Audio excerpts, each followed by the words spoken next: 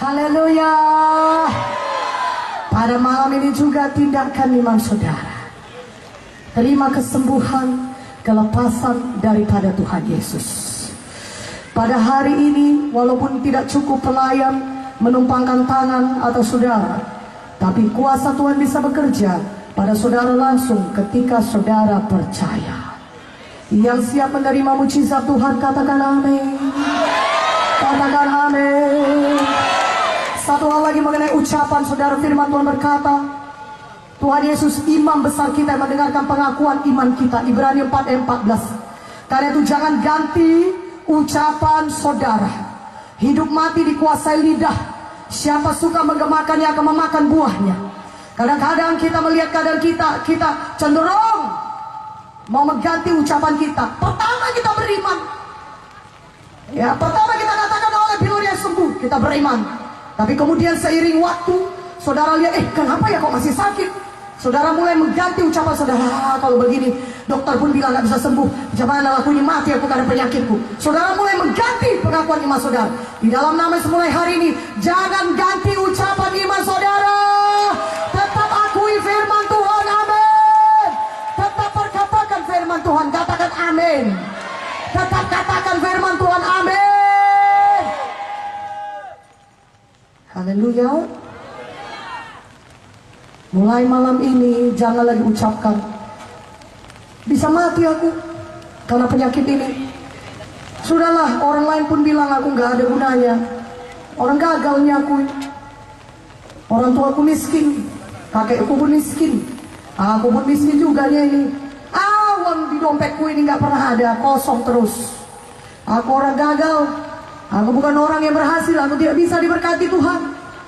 Kalau saudara berkata demikian terus mengenai diri saudara, saudara akan memakan buahnya.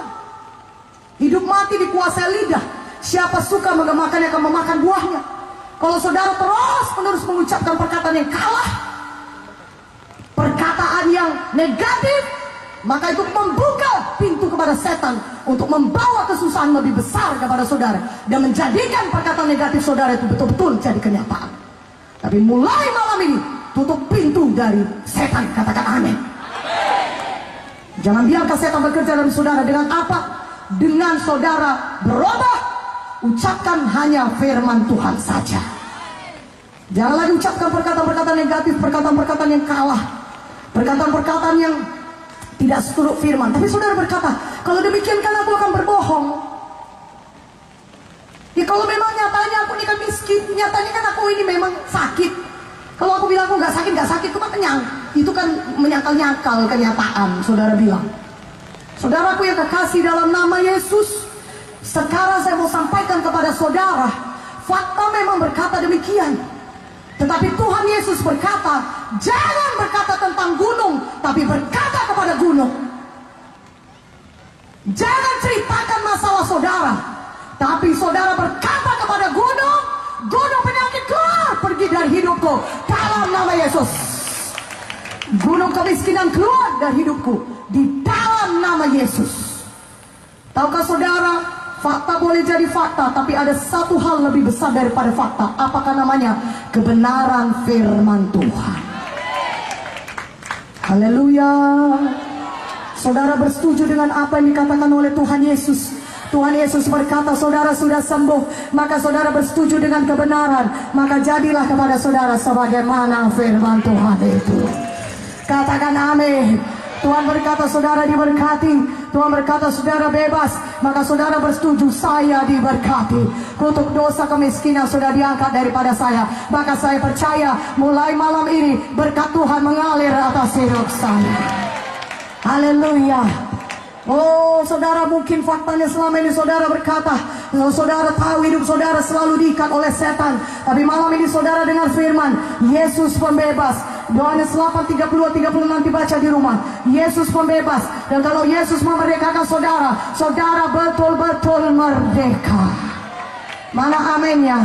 Maka saudara mengganti ucapan saudara berkata, saya bukan hamba dosa, Yesus sudah memerdekakan saya. Saya tidak lagi diikat oleh narkoba, saya tidak lagi diikat oleh judi, saya tidak lagi diikat oleh minuman keras, saya tidak lagi diikat oleh kenajisan, tapi Yesus sudah membebaskan saya. Mana amennya lebih kuat amennya. Yesus sudah memerdekakan saya. Darah Yesus sudah memerdekakan saya. Ucapkan kehidupan, ucapkan firman Tuhan, maka saudara akan mendapatkan kehidupan dari firman Tuhan yang saudara ucapkan. Siapkah saudara menerima mujizat Tuhan? Haleluya. Siapkah saudara bertindak? Ada 10 orang kusta di Lukas 17 ayat 11-19. Masih kustaan. Jalan terseok-seok datang kepada Yesus dan berkata, Yesus, kasihanilah kami. Apa kata Tuhan Yesus? Tuhan Yesus tidak menepuk-nepuk punggung mereka. Kasihan. Ke 10 orang kusta ini Tuhan berkata, pergi, perlihatkan diri kepada imam-imam. Loh, saudara tahu kalau orang kusta tidak boleh berjumpa dengan imam-imam. Masih kusta nggak bisa berjumpa. Tapi satu hal, mereka punya iman. Tuhan Yesus berkata, pergi, perlihatkan diri pada imam-imam. Ayo kita pergi, kita sudah sembuh. Dan di tengah jalan mereka sembuh. Katakan amin. Hari ini tindakan iman saudara, jangan katakan, oh masih sakit. Jangan katakan demikian. Ubah ucapan kita. Katakan, aku sudah sembuh oleh benar Yesus. Aku sembuh, aku diberkati, aku bebas, aku jadi hamba Tuhan, aku berhasil, aku diberkati Tuhan. Haleluya. Siapkah saudara menerima mujizat Tuhan? Mari pada hari ini angkat tangan saudara yang membutuhkannya.